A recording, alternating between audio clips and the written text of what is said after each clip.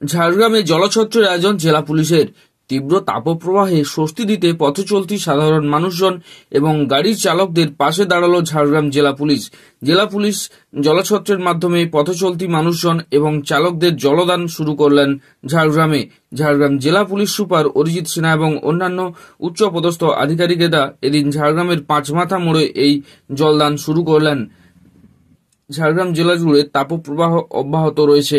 ৪৪ থেকে ৪৫ ডিগ্রি ঘরে তাপমাত্রা ঘোরাফেরা করছে। এই পর্যায়ে খুব জরুরি প্রয়োজন ছাড়া সাধারণ মানুষজন কেউ বাইরে বেরোচ্ছেন না। সেই সাধারণ মানুষজনের কথা ভেবেই জেলা পুলিশের এই উদ্যোগ। যতদিন না তাপপ্রবাহ কমছে এই জরুরি পরিষেবা জারি থাকবে বলে জানিয়েছেন জেলা পুলিশ সুপার।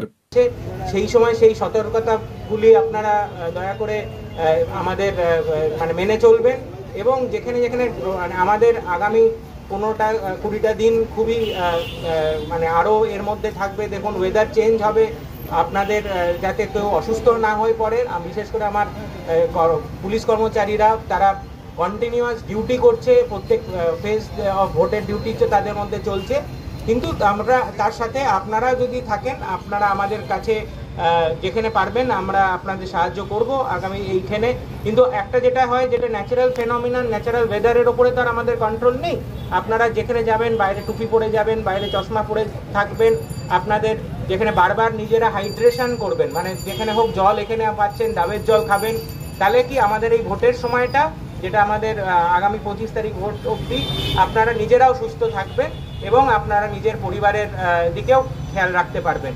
আজকে আমি আর এটা দীর্ঘায়িত করব না আমার বক্তব্য। আপনাদের পাশে আমাদের জেলা পুলিশের তরফ থেকে আমরা সবসময় সব প্রকারভাবে আমরা থাকবো এবং আগামী দিনেও আছি এবং আগামী দিনেও থাকবো।